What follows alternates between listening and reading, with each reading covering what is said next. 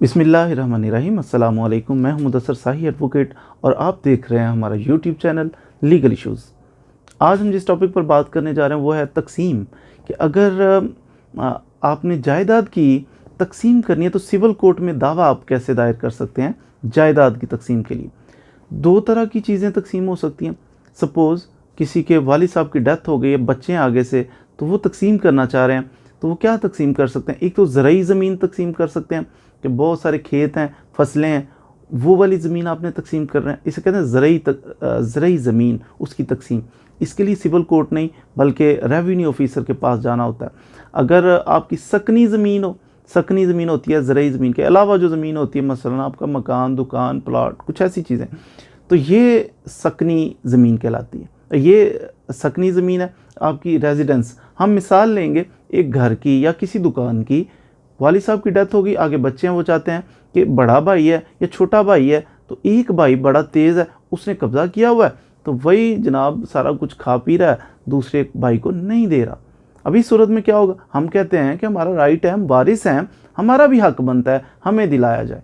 क्या करना होगा, सिविल कोर्ट के अंदर एक दावा करना होगा, सूट फॉर पार्टीशन, तकसीम का दावा करना होगा। इसके लिए कानून मौजूद है, the Punjab partition of immovable property act 2012। तो ये partition of immovable property act 2012, इसका सेक्शन 4 है। सेक्शन 4 के तहत आपने जनाब सिविल कोर्ट से राब्ता करना है, उधर केस फाइल करना है, दावा फाइल करना है। उसमें दूसरी जो है जिसके ख़िलाफ़ आप जा रहे हैं, आपका भाई हो सकता है, कोई भी हो सकता है, जिसके साथ को शेयर रहना है, आप चाहते हैं शेयर हमारा डिवाइड किया जाए, मेरा हिस्सा मुझे दिलाया जाए, तो इस सूरत में आपने वो दावा करना है और उसको इसमें रिस्पोंडेंट बनाना है, अपने जो भी आपका मुद्दा है वो बयान करना है। और इसके ऊपर कोर्ट फीस, जब तकसीम का दावा करेंगे, इस पर कोर्ट फीस चस्पा करेंगे आप।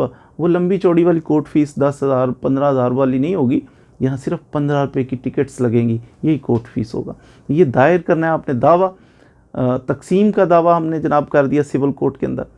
फिर सेक्शन 7 के तहत आप ये एप्लीकेशन साथ अटैच कर सकते हैं कि जनाब मीनवाइल एक दुकान है वालिद साहब की, मेरा एक भाई है, वो कब्ज़ा किया हुआ है, उसने 1 लाख रुपया उसका किराया आ रहा है और ये खाए जा रहा है, साल हो गया, 6 महीने हो गए, तो इसलिए मेहरबानी करके जनाब इसको कहें कि मीनवाइल जब तक फ़ैसला नहीं हो जाता, तो इससे कहें कि ये जो प्रॉफिट आ रहा है ना, मीन्स प्रॉफिट आ रहा है उस प्रॉपर्टी में से, वो प्रॉफिट जो है आप कोर्ट में जमा करवाएं।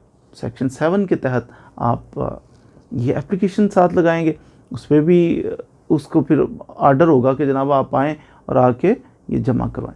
बाज़ दफ़ा सेक्शन 8 का ऑब्जेक्शन लिया जा सकता है। ऑब्जेक्शन ये, सेक्शन 8 का ऑब्जेक्शन ये होता है कि जनाब ये जो क्लेम कर रहा है कि इस फलां प्रॉपर्टी में मेरा इतना हिस्सा है, तो या तो ये मालिक ही नहीं है, गलत कह रहा है, या ऑब्जेक्शन ये रेज़ किया जाए कि इतना मालिक नहीं है जितना ये कह रहा है, कम का मालिक है।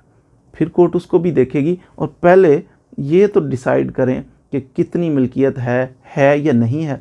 तो ये इसके लिए इंडिपेंडेंट केस फाइल अलहदा से करने की ज़रूरत नहीं है, इसी में आप सेक्शन 8 का ऑब्जेक्शन ले सकते हैं। कोर्ट इसको डिसाइड करेगी और इसके डिक्री पास कर, प्रीलिमिनरी डिक्री एक पास पहले इसकी करेगी, फिर मेन केस की डिक्री फाइल। और प्रीलिमिनरी डिक्री जो इसमें फ़ाइल की, इसी तरह समझा जाएगा जैसे एक अलग केस करके तो हमने ये फ़ैसला करवाया।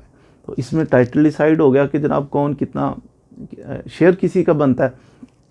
अगर पार्टीज मुत्तफिक हों, फ़र्ज़ किया एक मकान है, उसके जनाब 6-7 हिस्सेदार, अगर मुत्तफिक हों तो कोर्ट इसमें बाज़ दफ़ा रेफरी अपॉइंट कर देते हैं, या इसे कहते हैं कि जनाब ये एक बंदा ऐसा अपॉइंट कर देते हैं जिसको कमीशन पॉइंट कर देते हैं कि आप जाइए और जाके फिर वो अपनी रिपोर्ट पेश करते हैं कि जनाब डिवाइड हो सकता है, मकान नहीं हो सकता, उसका नक्शा नुक्शा बना के तो कोर्ट में पेश कर देते हैं कि इतने मेंबर्स हैं, तो इतनी प्रॉपर्टी है, ये आसानी से इस तरह तकसीम हो सकती है या नहीं हो सकती, तो वो रिपोर्ट भी पेश कर देते हैं। सेटिस्फाइड नहीं होती पार्टीज़, इसके सालस ने जनाब जो अपॉइंट किया था कोर्ट ने, उस पर सेटिस्फाइड नहीं होते, तो फिर सेक्शन 10 के तहत ऑक्शन होगी।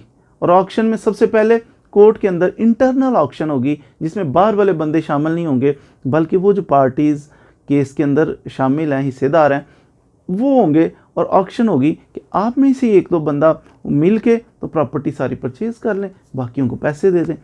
तो अगर ये नहीं हो पाता, कोई भी नहीं परचेज़ करने के काबिल या करना नहीं चाहता, तो फिर क्या होगा, फिर ओपन ऑक्शन होगी, बाहर नीलामी होगी, किसी थर्ड पर्सन को बाहर से वो सेल कर दी जाएगी। जितना पैसा आएगा, इनको जितना जितना इनका शेयर बनता है उतना तकसीम कर दिया जाएगा।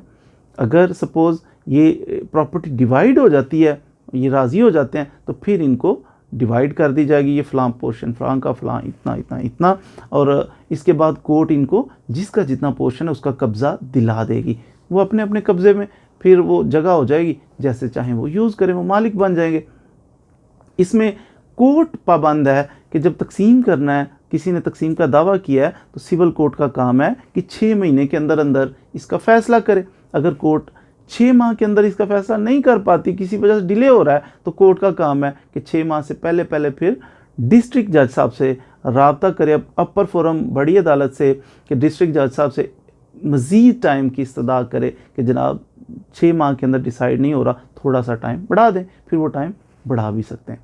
तो इस तरह से हम सकनी ज़मीन जो होती है, रिहायशी, कमर्शियल, ये वो, उसको कैसे हम तकसीम कर सकते हैं।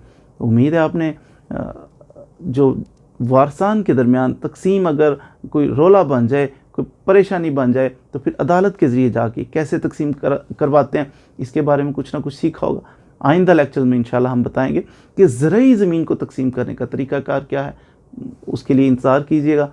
चैनल को अगर सब्सक्राइब नहीं किया तो वो भी कर लें, और वीडियो को हो सके तो शेयर भी कर दिया करें। Thank you very much.